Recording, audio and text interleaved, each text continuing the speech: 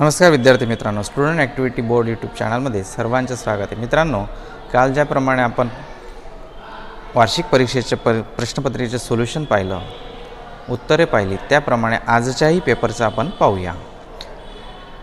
तारीख 5/4/2024 इयत्ता तिसरीचा विषय गणित हा पेपर आपण याचं सोल्युशन पाहणार आहोत। चला पाहूया। प्रश्न क्रमांक 1, खालील रिकाम्या जागा भरा। पहिला प्रश्न त्याच्यात आहे, रिकामी जागा आहे 1000 ग्रॅम बरोबर खाली जागा किलोग्राम, तर याचं उत्तर येईल 1 किलोग्राम, कारण 1000 ग्रॅमचं 1 किलोग्राम एवढं रूपांतर होत असतं। दुसरी रिकामी जागा आहे 5 किलोग्राम बरोबर 5000 ग्रॅम, हे उत्तर आपल्याला लिहिता येईल। तिसरा प्रश्न आहे 1 किलोग्राम अधिक 5 किलोग्राम म्हणजे किती उत्तर येईल? 5 आणि 1 आणि 5 6 किलोग्राम हे उत्तर येईल।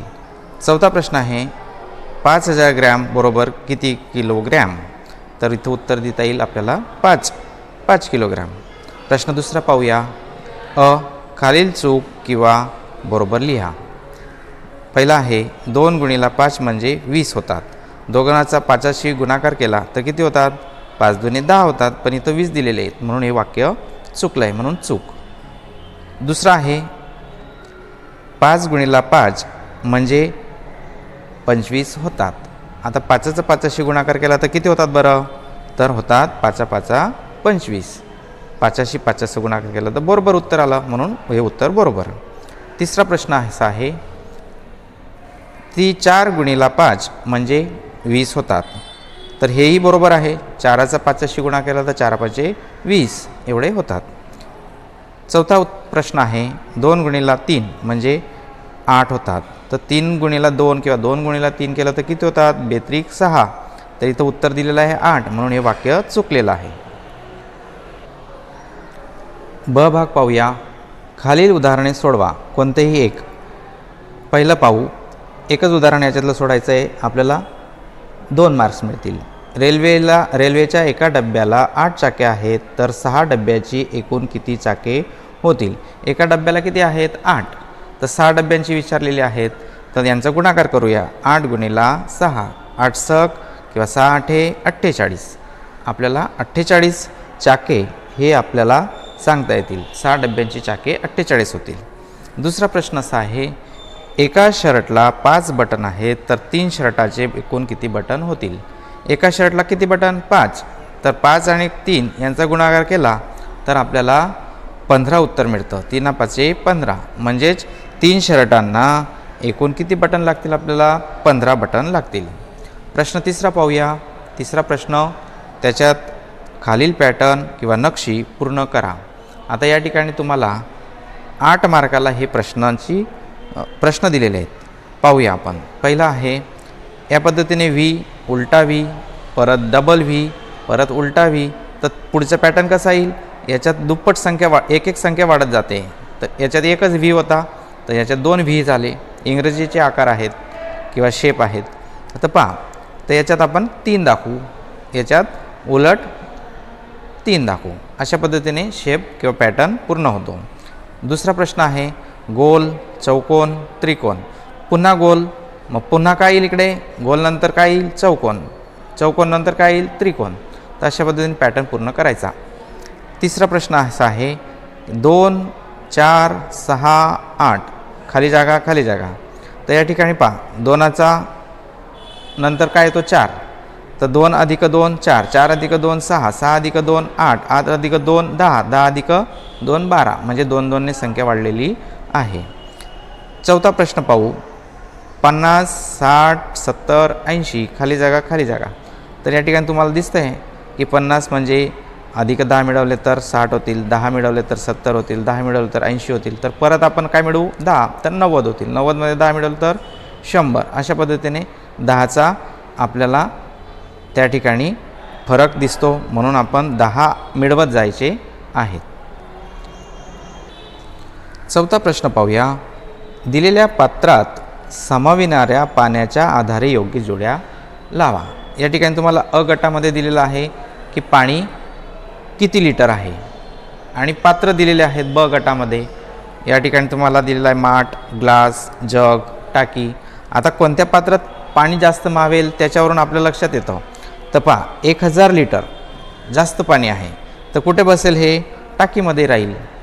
हे ग्लासमध्ये 1000 लिटर बसेल का? नाही. तर मग टाकीमध्ये, म्हणून याचं उत्तर येतं चौथं टाकी. त्याच्यासमोर आपल्याला उत्तर लिहायची आहे. दुसरं आहे 5 लिटर. 5 लिटर कशात मावतं? तर माठामध्ये. 1/2 लिटर म्हणजे अर्धा लिटर. हे अर्धा लिटर कशात मावेल? तर ग्लासमध्ये. तर ग्लास हे उत्तर आपण लिहू. चौथं आहे 1 लिटर. तर 1 लिटर पाणी जगमध्ये मावू शकतं. ते जग ग्लासमध्ये मावू शकत नाही, म्हणून आपण जग हे उत्तर लिहू. अशा पद्धतीने 4ही उत्तरं लिहायची आहेत. 5वा प्रश्न पाहूया. अ भाग, खाली रिकाम्या जागा भरा.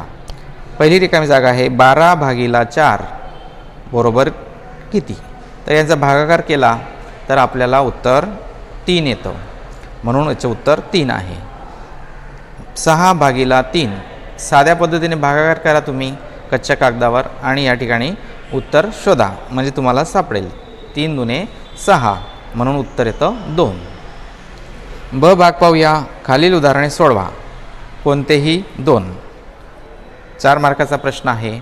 पहिला प्रश्न आहे 60 केळी असतील आणि 2 माकडं असतील तर प्रत्येक माकडाला किती केळी मिळतील? केळीची संख्या किती आहे? 60 आणि माकडं किती आहे? 2च.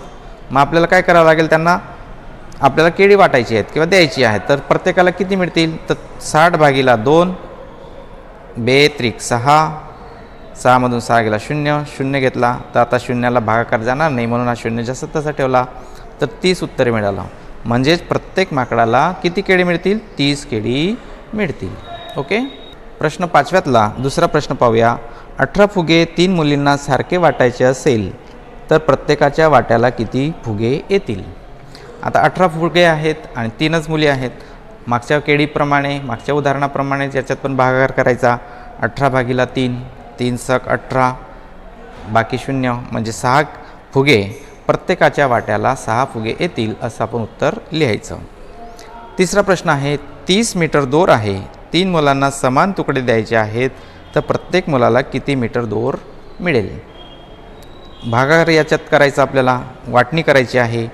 म्हणून 30/3 विद्यार्थी 3×10 30 अशा पद्धतीने लिहू शकतात. किंवा 3×1 3. 3मधून 3 गेला 0. 0 घेतला, शून्याला भाग जात नाही म्हणून 0 वरती आपण ठेवला. तर प्रत्येक मुलाला किती मीटर दोर येईल? 10 मीटर दोर मिळेल, म्हणजे समान वाटणी होईल. प्रश्न 6वा पाहूया. कोष्टकाच्या आधारे प्रश्नांची उत्तरे लिहा. आवडणारी मिठाई मोहनथाळ, जिलेबी. आणि दुसऱ्या रकान्यामध्ये दिलेला आहे लोकांची संख्या.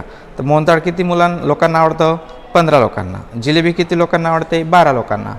तर त्याच्यावरून प्रश्न पाहूया. सर्वात जास्त आवडणारी मिठाई कोणती आहे?